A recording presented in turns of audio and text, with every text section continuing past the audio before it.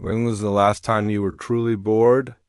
Not waiting for something to start, not between tasks with your phone in your hand, not distracted by background noise or a screen in the corner of your vision, genuinely bored. Sitting with nothing, with the emptiness that the unstimulated mind produces, with the discomfort of having no input to process and no content to consume and no notification to check. If you cannot remember the last time, that is the problem.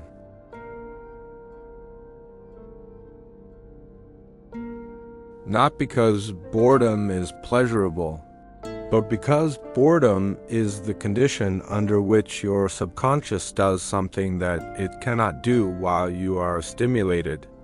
Something extraordinary, something that the constant stimulation of the modern world has been systematically preventing. In the silence of genuine boredom, your subconscious speaks, it synthesizes, it connects. It surfaces the insights that have been processing beneath conscious awareness for days or weeks or months. It delivers the creative solution, the genuine direction, the clear knowing that has been available all along but could not reach the conscious mind through the noise. And every time you reach for your phone to escape the boredom, every time you fill the silence with a podcast or a scroll or a video, you silence the most intelligent and most creative dimension of your own mind. At the exact moment it was about to say something important. To understand why boredom is so valuable to the subconscious, we need to understand what happens in the brain during genuine unstimulated quiet. In the 1990s, neuroscientists began studying a brain network that had been almost completely overlooked. They called it the default mode network.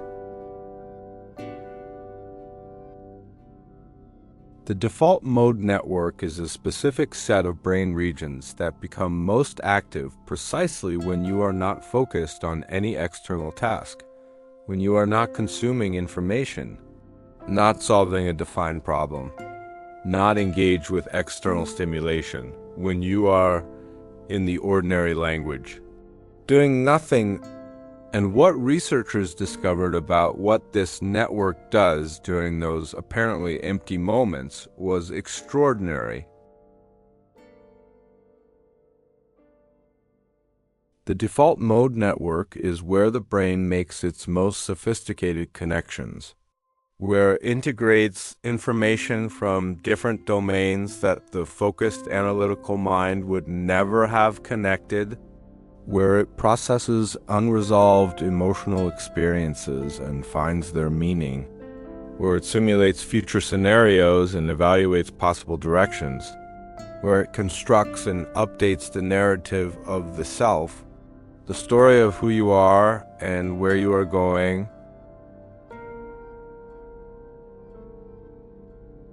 where it generates the insights that feel like they arrive from nowhere, but are actually the product of sophisticated subconscious processing that required the quiet to complete. The default mode network is not idle during boredom. It is doing the most important cognitive work available to the human mind. And it can only do this work when the focused attention network, the network activated by external stimulation, is not dominating. These two networks are in a direct inverse relationship. When one is active, the other quiets, which means that every moment of external stimulation is a moment the default mode network is suppressed. And every moment of genuine quiet is a moment it can finally do its work. You are not choosing to be addicted to stimulation. The addiction was engineered. Some of the most brilliant minds of our generation have spent the last 2 decades designing products specifically optimized to capture and hold human attention, to generate the dopamine response that makes the next notification feel necessary, the next scroll feel compelling, the next piece of content feel like something that cannot wait. The infinite scroll was designed specifically to remove the natural stopping points that would allow the mind to rest. The notification system was designed specifically to create the intermittent reward schedule that neuroscience identifies as the most addictive pattern available to the human brain. The autoplay function was designed specifically to prevent the moment of genuine choice that might allow the default mode network to activate. These are not accidents. They are features deliberately engineered to keep the focused attention network activated and the default mode network suppressed. Because an engaged user is a monetizable user, and a user whose default mode network is running, whose subconscious is processing and synthesizing and surfacing genuine insights, is a user who is not looking at the screen. The result is a generation of human beings who have lost the capacity for genuine boredom, who fill every available moment of silence with stimulation, not because silence is genuinely uncomfortable,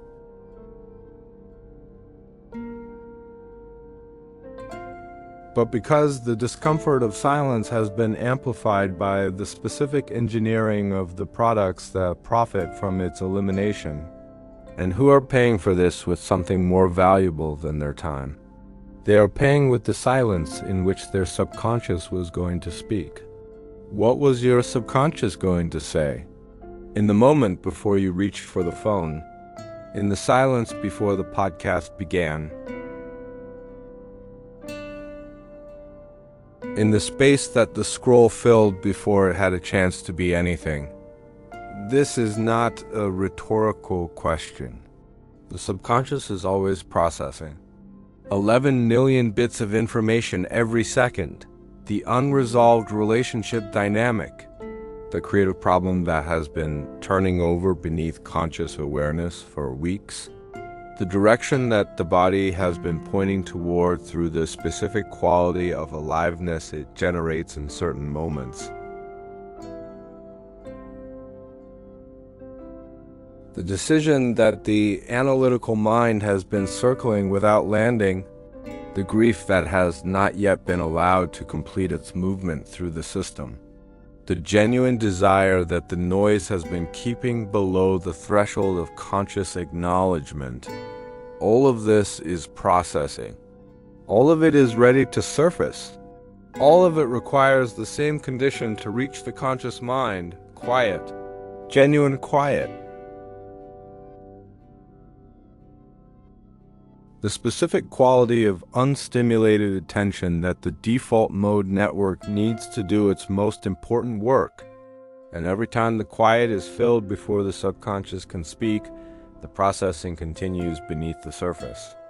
The insight remains undelivered. The direction remains unclear. The grief remains unprocessed. The decision remains unmade.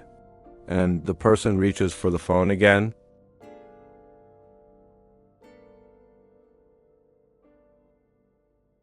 Not understanding why the persistent low-grade sense of something unresolved never quite goes away. The addiction to stimulation has 4 specific costs that most people are paying without knowing it. The first cost is creative depletion. Creativity is not a quality that some people have and others lack. It is a process, a specific neurological process that requires the default mode network to do its work of connecting information across domains. The person who fills every available moment with stimulation is not giving their default mode network the time it needs to make these connections. They are consuming other people's creativity constantly and producing almost none of their own. Not because they are not creative, But because the network that generates creativity is never given the quiet it requires to operate. The second cost is decisional fog. The default mode network is where the brain processes the complex, multivariable decisions that analytical thinking alone cannot resolve. The relationship decisions, the career decisions, the life direction decisions that involve values and feelings and long-term consequences that no spreadsheet can capture. The person who suppresses the default mode network through constant stimulation loses access to this processing and experiences the specific quality of chronic indecision, of circling without landing, of knowing that something needs to change, but being unable to identify what or how. The third cost is emotional backlog. The default mode network is where unprocessed emotional experiences are integrated, where the difficult conversation finds its meaning, where the loss is metabolist, where the anxiety is traced back to its source and understood. The person who never sits with genuine quiet is accumulating an emotional backlog. Experiences that were never processed, feelings that were never felt completely enough to release. The fourth cost is the loss of the subconscious's guidance. The subconscious knows things the conscious mind does not, and it delivers this guidance in the quiet. In the moments when the stimulation stops and the default mode network can finally speak. The person who never experiences genuine quiet is living without this guidance, navigating their life with only 5% of the available intelligence, while the other 95% waits in silence for someone to finally listen. Every wisdom tradition in human history has understood the value of silence and stillness, not as punishment, not as deprivation, as the necessary condition for genuine insight. The contemplative traditions of every major religion built structured silence into their practice, not because silence is comfortable, but because the teachers of those traditions understood something that neuroscience is now confirming, that the deepest intelligence does not operate in the noise. It operates in the quiet. Blaise Pascal, the 17th century French mathematician and philosopher, wrote something that has never been more relevant than it is in the age of infinite stimulation. All of humanity's problems stem from man's inability to sit quietly in a room alone. He was not describing weakness. He was describing the specific human tendency to fill the silence that the subconscious needs to do its most important work. He was describing the flight from genuine boredom that prevents the genuine insight that the boredom was about to produce.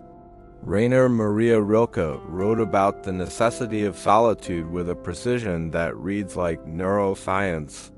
He described solitude not as the absence of others, but as the specific condition of genuine inner availability. The condition in which the deeper intelligence can be heard, in which the genuine questions can surface,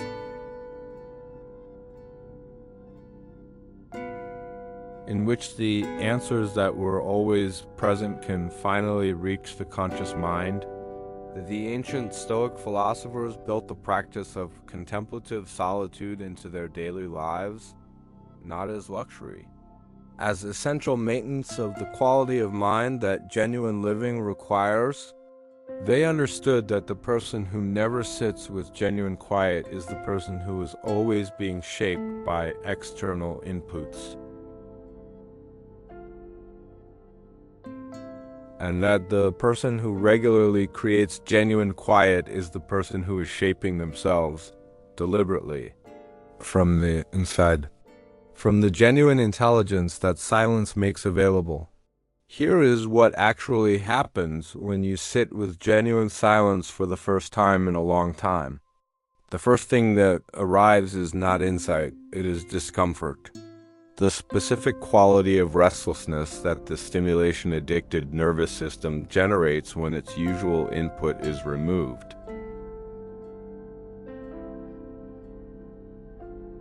The impulse to reach for the phone. The sudden awareness of the many things that could be done instead of sitting here. The appearance of thoughts that feel urgent even though they were not urgent 5 minutes ago. This discomfort is not evidence that the silence is wrong. It is evidence of the addiction. It is the nervous system in withdrawal from its usual stimulation, and like all withdrawal, it passes. If you stay with it, if you do not reach for the phone, if you allow the discomfort to exist without immediately resolving it, after approximately 10 to 15 minutes of genuine, undistracted quiet, something shifts. The nervous system begins to settle. The restlessness reduces, and the default mode network, which has been waiting patiently beneath the stimulation for exactly this moment, begins its work. Thoughts arrive that feel different from the anxious thoughts of the first 10 minutes. Slower, more connected, more genuinely interesting. Images and associations that the analytical mind would never have produced. The beginning of the insight that was waiting in the silence all along. The first whisper of the subconscious finally being heard. Now, let me give you the specific protocol for reclaiming the silence that your subconscious needs. Not as a dramatic rejection of modern life, but as a deliberate daily practice of creating the conditions under which your deepest intelligence can operate. The first element is the morning silence.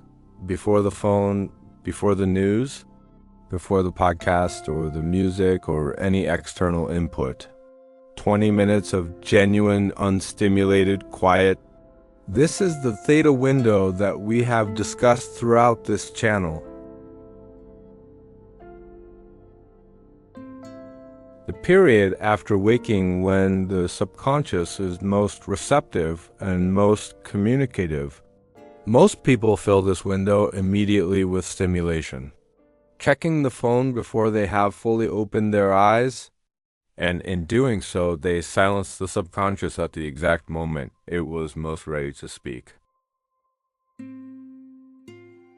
20 minutes of genuine morning silence every day is the single most powerful practice available for restoring the subconscious's ability to communicate with the conscious mind. The second element is the boredom walk. A walk taken without headphones, without a podcast, without music, without the phone in the hand, just the body moving through space. The senses open, the mind unstimulated. 20 minutes minimum.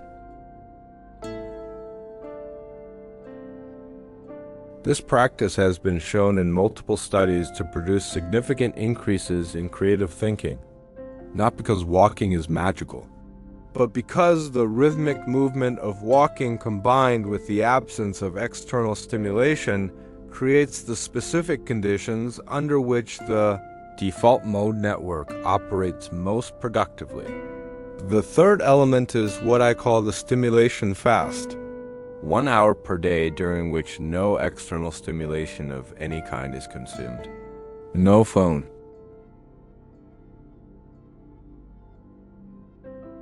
No screens, no music, no podcasts, just the self. In the genuine quiet, with whatever arises, with the discomfort of the first days, and the increasing richness of the silence as the addiction begins to loosen its hold. Beyond the practical benefits of insight and creativity and decisional clarity, The practice of genuine silence has a specific and profound effect on the subconscious programs themselves. Because the silence that the default mode network operates in is the same silence that the theta reprogramming practices we have discussed throughout this channel require. The subconscious is most receptive to new programs when it is not processing external stimulation. When the focused attention network is quiet, when the analytical mind has stepped back. This is why the theta windows after waking and before sleep are so powerful for subconscious reprogramming.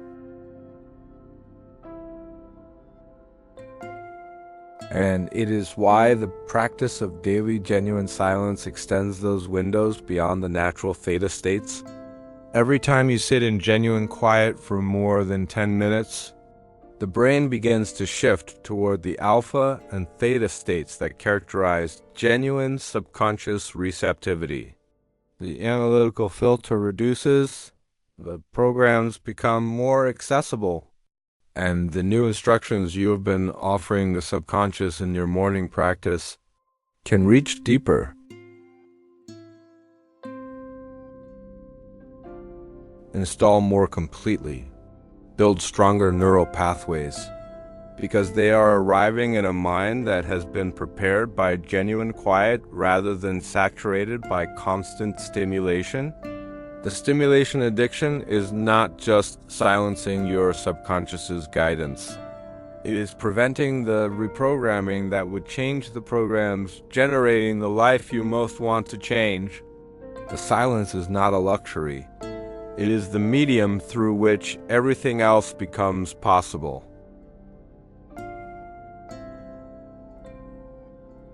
When boredom arrives, and with the protocol, it will arrive.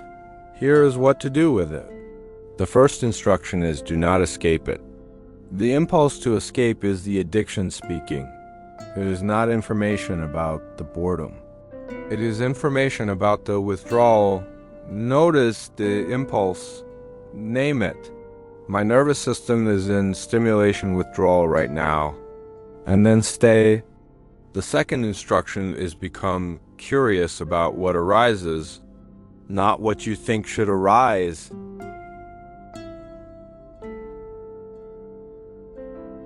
What actually arises in the genuine, unstimulated quiet. The thought that surfaces unexpectedly. The feeling that was waiting beneath the stimulation, the image or memory or association that the default mode network produces when it finally has the space to operate.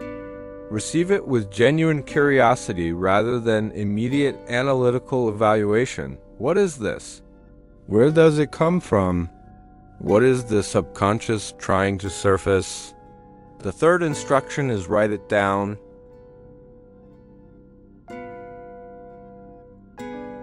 Not on the phone, in a physical journal. The act of handwriting engages different neural pathways than typing. It slows the processing enough to allow genuine reflection rather than reactive capture. And it creates a record of what the subconscious was saying in the silence.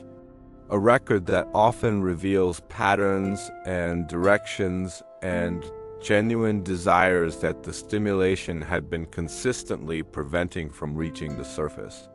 The fourth instruction is trust the process.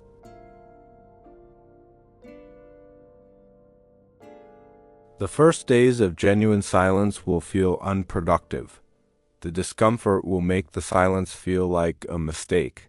The mind will generate compelling reasons to return to the stimulation. Stay anyway. The subconscious has been waiting for this quiet for a long time. It will use it. The history of human creativity and genuine insight is overwhelmingly a history of people who protected their silence. Not people who consumed more and produced more. People who created space for the default mode network to do its work. Albert Einstein walked almost every day. Without agenda, without structured thinking, without the focused analytical work that his professional life required, He described these walks as essential to his scientific work, not as breaks from it, as the condition under which his most important thinking happened. The default mode network making connections during the walk that the focused analytical mind could then verify and develop. Charles Darwin walked 3 times a day on what he called his thinking path, a specific route he had created precisely for the purpose of unstimulated quiet movement. He described his most important insights as arriving during these walks, not at his desk, not in his laboratory, in the genuine quiet of unstimulated motion. The composer Ludwig van Beethoven walked for hours through the countryside of Vienna every afternoon, often carrying a notebook, not to write down ideas that he had brought with him, to capture the ideas that arrived in the silence of the walk, the subconscious delivering through the quiet what the focused compositional work at the piano could not produce alone. These are not coincidences. They are the same neurological reality expressed across different domains in different centuries. The greatest creative and intellectual achievements of human history were not produced by people who consumed more stimulation. They were produced by people who protected their silence, who gave the default mode network the quiet it needed, and who trusted what arrived in that quiet enough to build their life's work from it. When you begin to reclaim the silence, something happens that most people do not expect.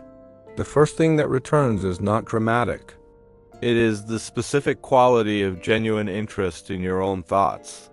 The capacity to find your own mind genuinely interesting, which sounds obvious, but has become genuinely rare in a world that has outsourced the experience of interest to external content. Your own thoughts begin to feel worth following. The associations your mind makes begin to feel genuinely surprising and genuinely valuable. The ideas that arrive in the quiet begin to feel more interesting than almost anything being offered by the stimulation. The second thing that returns is creative capacity. The ability to generate original thought rather than simply process and react to the thoughts of others. The solution that arrives unexpectedly. The creative direction that the analytical mind had been circling without landing. The original idea that no amount of content consumption could have produced, because it came from the integration of your specific experience and your specific conscious processing, not from the recycling of what others have already thought. The third thing that returns is the subconscious's voice. The genuine guidance that it has been trying to deliver through every signal available to it. The direction that feels right even before the analysis confirms it, the clear knowing that arrives without explanation, the specific quality of certainty that the subconscious produces when it has processed enough to be sure, and with that voice comes something that the stimulation addiction had been systematically preventing. The genuine confidence of someone who is living from their own intelligence, rather than constantly checking what other people think. Let us come back to where we began. When was the last time you were truly bored, not waiting, not between tasks with your phone, genuinely bored, sitting with nothing, with the emptiness that the unstimulated mind produces? That emptiness is not a problem to be solved. It is a condition to be inhabited. Because in that emptiness, in the genuine quiet that the addiction has been preventing, your subconscious is waiting with the insight that has been processing for weeks, with the creative direction that the stimulation has been drowning out, with the genuine guidance that 11 million bits of subconscious processing per second have been generating. And that could never reach the conscious mind through the noise. You are addicted to stimulation? Not because you chose it, because it was engineered, and the cost of the addiction is not your time. It is your subconscious's voice, the 3 practices that reclaim it. 20 minutes of morning silence before any external input, the boredom walk, 20 minutes without headphones, without the phone, and the 1 hour daily stimulation fast. 1 hour of genuine quiet every day. Pascal understood it 4 centuries ago. Einstein walked it into existence.